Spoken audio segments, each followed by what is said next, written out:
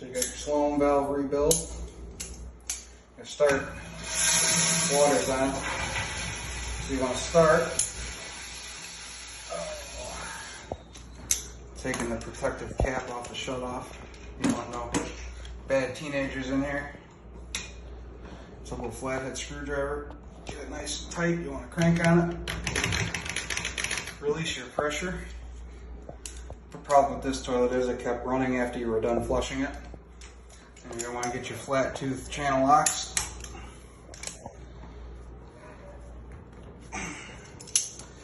Get the top of that screwed off. Sometimes they stick.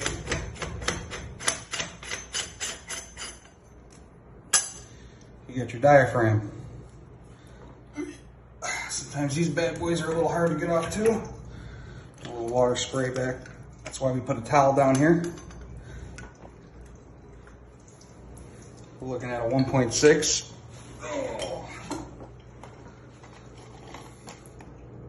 1.6 gallon A41A for a water closet.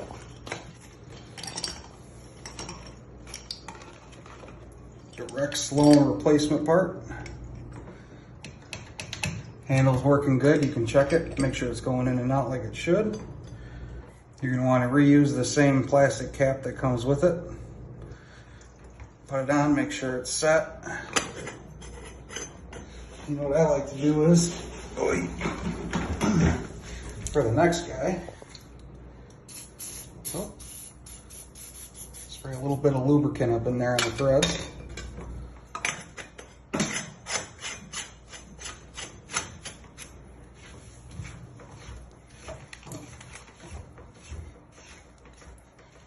Once you get it snug, again, you don't want to crank it down. Just get it snug where you know it's not going to leak. Boom. Got your diaphragm changed. Next we're going to do the vacuum breaker. Alright, so next we're going to change the diaphragm.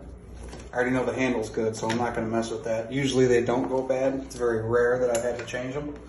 So you're going to want to loosen this one. Get it good enough to get hand tight. You can loosen it by hand. Probably should be wearing gloves, but I'm not.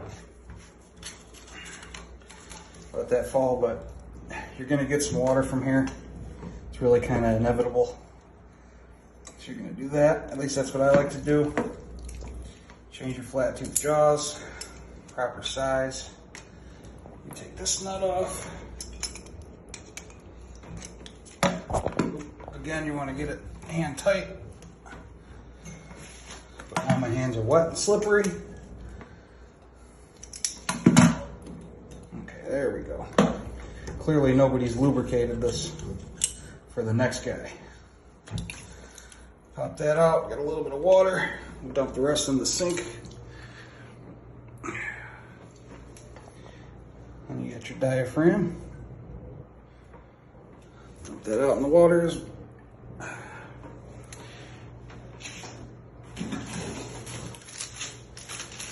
Got our new Sloan, I'm sorry, not diaphragm, vacuum breaker.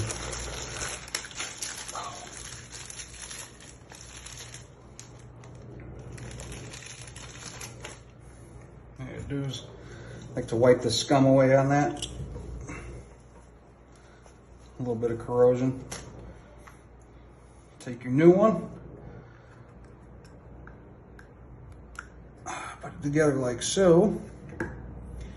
Then you get your friction ring right on top so you don't squish the gasket.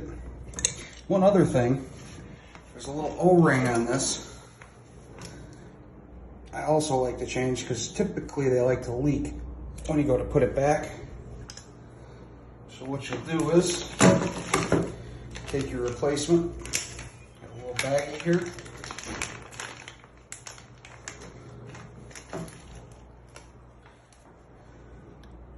Don't ever remove this locking ring either.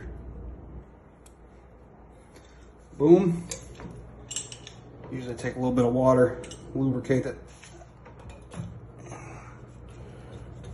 Shimmy it on in there. Get it to sit nicely. Make sure that friction ring is lined up.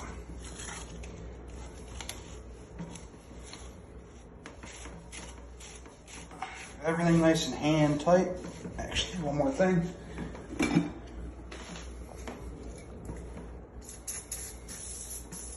This Aero Coil, best. It's non-corrosive. Get as hand tight as you can.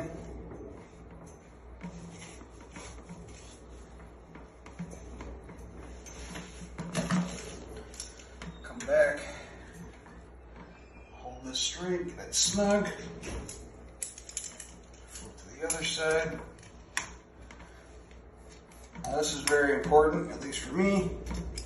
You don't want to crank this down. Just get it nice and snug. And then we're going to test it by turning the water back on.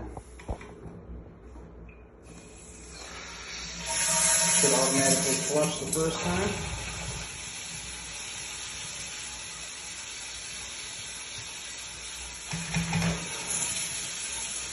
Get the water moving through it.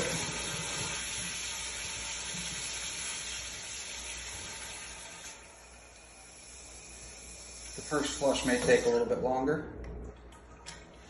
Okay, stop.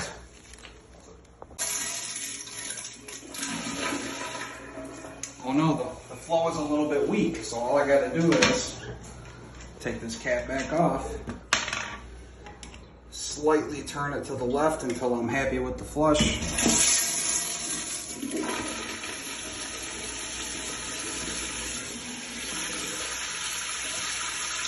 I turned it a little too much there. Just dial it down just a smidge.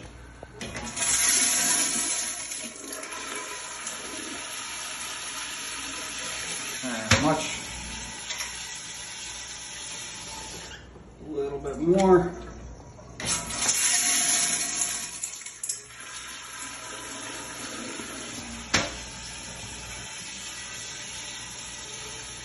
Replace that cap. And I know that this isn't leaking because it's not wet. My diaphragm is good because it's not leaking down. And it's not running, so we know everything worked. The vacuum breaker's not leaking. Good to go.